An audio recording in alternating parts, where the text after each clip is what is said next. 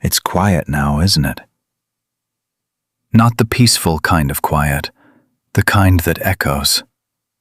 The kind where your phone doesn't light up anymore, where their name doesn't appear, where the space they left behind feels louder than anything they ever said.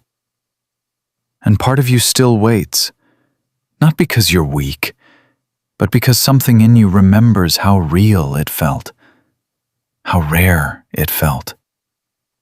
But here's the truth you don't want to hear, and maybe the one you need the most. They didn't leave because you weren't enough. They left because you were too much, for the version of themselves they were hiding behind. And now, life is starting to remove that mask. That's why they're coming back. Not because they suddenly became better people overnight, but because something inside them is finally catching up. And it's uncomfortable. You have to understand something about avoidant people. They don't process emotions the way you do. When closeness starts to feel real, when connection deepens, when vulnerability knocks on the door, their nervous system doesn't say, "This is beautiful." It says, "This is dangerous." Their amygdala, the part of the brain wired for threat detection, fires up. Not because you're harmful, but because intimacy feels like loss of control. Their body floods with cortisol, stress, pressure, overwhelm. And instead of leaning in, they pull away. Not logically, not consciously, instinctively. Distance becomes relief. Silence becomes safety. Detachment becomes survival. And you? You're left trying to make sense of something that doesn't make sense. You replay conversations. You analyze messages. You wonder what changed. But nothing changed. They just reached the point where feelings became too real to ignore and too intense to handle. So they ran. Not away from you, but away from what you made them feel. And here's where it gets even harder to accept. They didn't stop caring. They suppressed it. Because for someone avoidant, caring deeply feels like losing themselves. So they bury it. They distract themselves. They convince themselves they're fine. And for a while, it works. They feel free again. Unbothered. Detached. In control. No expectations. No pressure. No emotional weight. Just space. But space has a strange effect on people like them. At first, it soothes them. Then, it exposes them. Because once the noise fades, once the distractions wear off, once the illusion of independence settles, something uncomfortable starts to surface.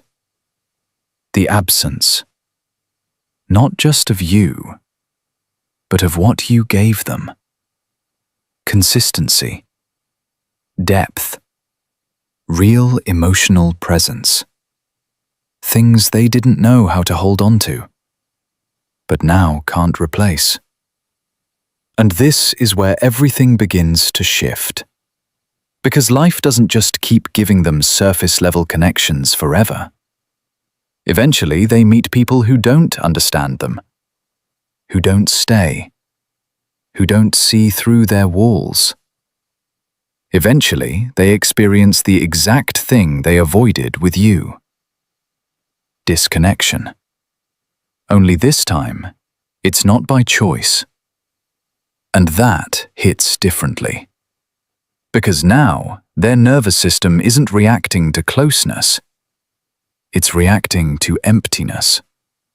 No dopamine from meaningful interaction. no emotional grounding, no one who feels like home. Just noise. Just temporary distractions that fade faster each time. And suddenly, you start to make sense again. Not as a memory, but as a feeling. A rare one. The kind that doesn't come around often. And now they're comparing. Every conversation, every interaction, every moment of almost connection gets measured against what they had with you. And nothing quite matches. That's when the thoughts begin. Subtle at first. I wonder how they're doing. I wonder if they moved on. I wonder if I made a mistake. They won't say it out loud.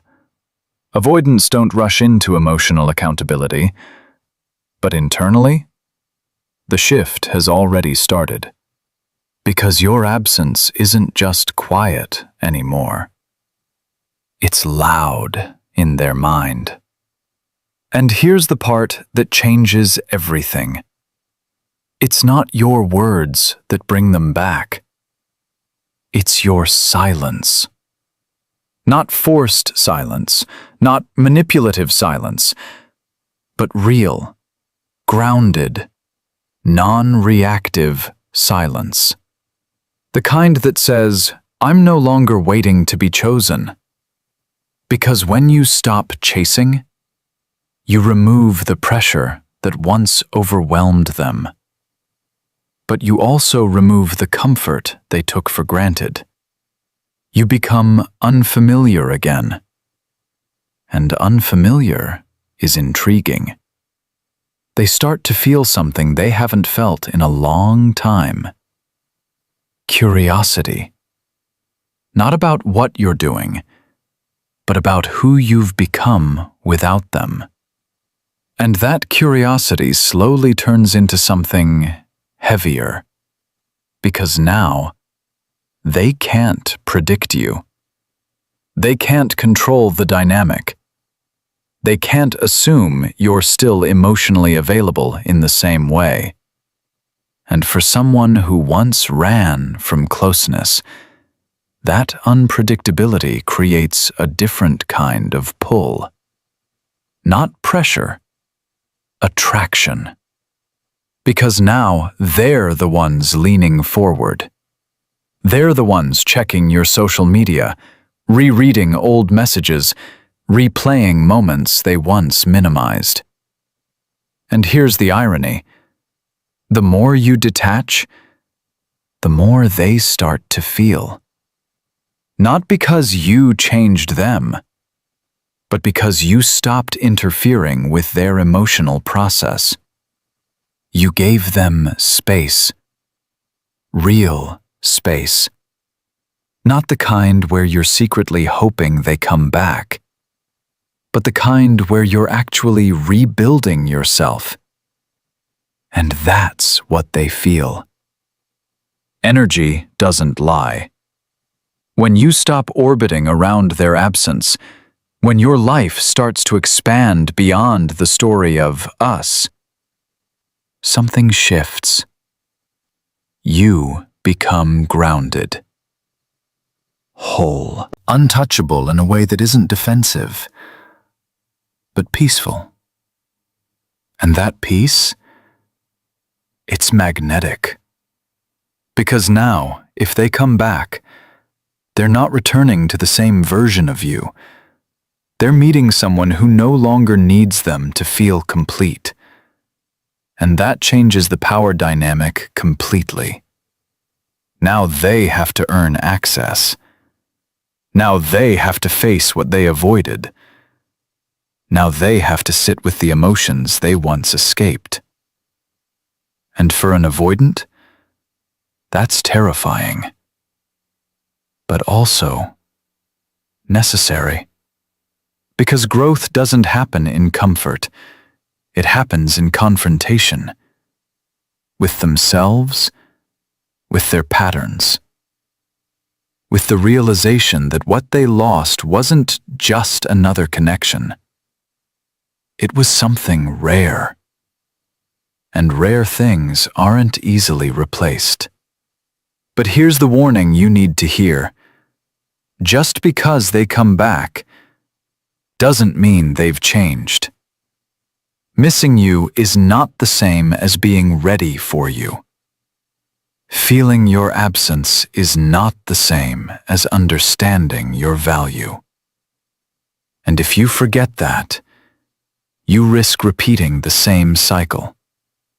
Because if you immediately open the door, if you fall back into old patterns, if you become emotionally available before they become emotionally accountable, nothing changes. And you end up back in the same silence, just with a different beginning. So this time, you don't rush.